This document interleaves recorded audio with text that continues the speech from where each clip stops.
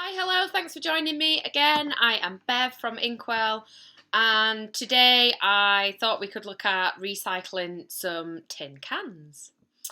I like a good old recycle, an upcycle, whatever you want to call them. So I have my can here, and here's some I made earlier.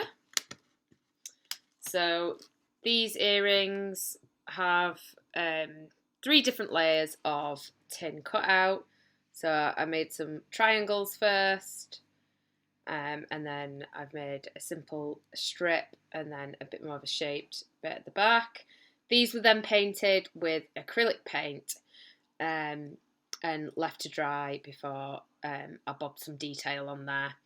And then I just got some simple jewellery loops, and then I had some earring hangers laying around.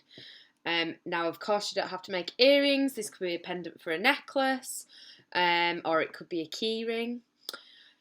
And there are different ways to paint these, but I will go through them in a minute.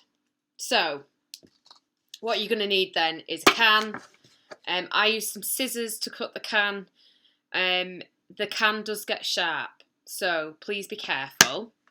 But to eliminate the sharp edges, we are going to use some sandpaper. I've just got some little scrappy bits here. Then you're going to need your earring tops, if that's what you're making, or your keyring loops, and so on. And then I've just got some little rings here to suspend from, and also some pliers to help me fix it all together. When it comes to paint, these ones have been painted with acrylic paint. Now, it may be that the acrylic paint scratches off, and so I would go for a coat of something else over the top, possibly, maybe some clear varnish. You can get the spray stuff. Or you could use some spray paint, which is what I have here. If you want the paint to stick on a bit easier, what you need to do is stop the tin can from being so shiny. So you'll need to sandpaper the top of it. But we'll get to that once we've cut our shapes and whatnot. Now, the wonderful thing about tin is that you can cut it into whatever shape you want. It's very easy to make holes in it. But also you can create dints and lumps in the tin quite easily by placing the tin over something and pressing, hammering, or something similar on the top of it. You can go wild with this and create anything you like. I'm just going to show you a couple of easy methods today. Okay. I also have a bit of a mat to lean on so that I don't spoil my table. So if you don't want to spoil your table, I would suggest you get a mat or a magazine, something like that would do. So without further ado, we will start cutting our cans. So what I like to do first is just cut out sort of a nice shape, and then I can decide from there what other shapes I'm going to cut out of it. Okay, so you can see here I've got my basic flat piece of tin. This is very sharp on the edge, so just be careful what you're doing with it. If you need to, you could put gloves on for this part. I haven't bothered to, but it is an option. So I think for these earrings I am going to go a little triangular. So I'm going to cut out a couple of triangles now. Now then, if you're wanting to make templates for this, go ahead and do it. You could draw on the tin with a marker pen. So once you've cut your shapes, I've got a few here. What you want to do is just smooth the edges over. So I'm just using a bit of sandpaper here, and I'm just running the shapes over it.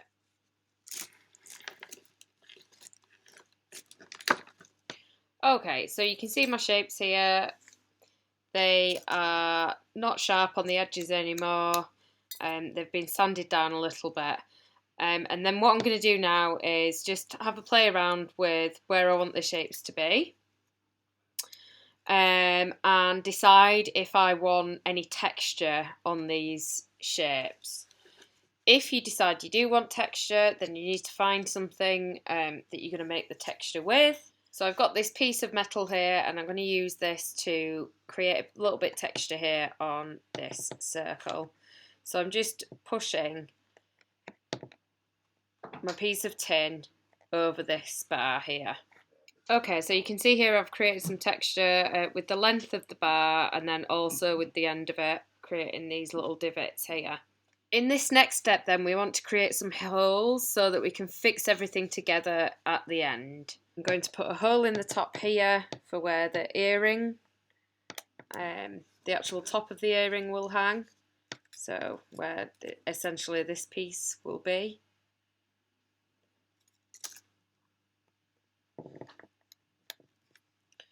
So I'm just doing this with the end of my scissors, and I'm just twisting that in.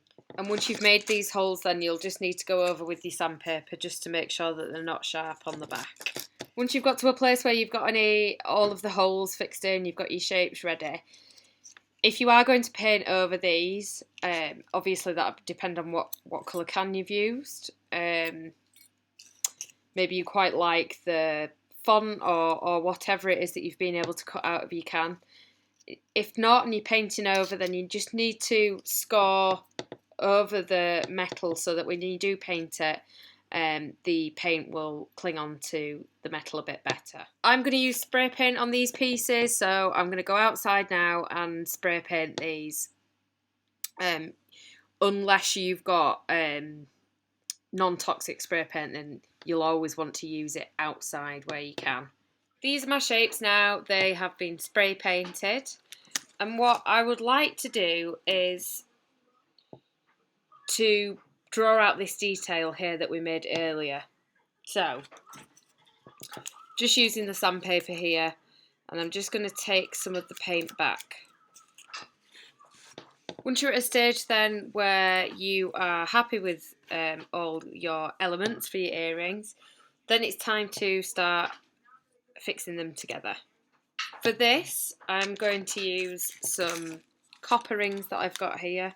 This is where your pliers will come in use then, just to help you fix the rings on.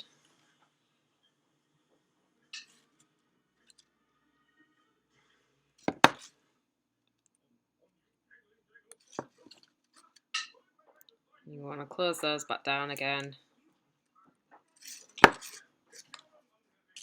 Give them a nip, just so you know that they're not going to come loose.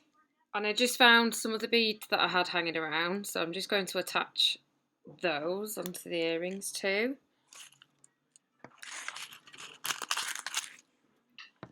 Okay, so I've popped all my bits together. I used 2 loops for the top here. We're going to focus, there we go. I've used two loops for the top here before I've then attached the earring.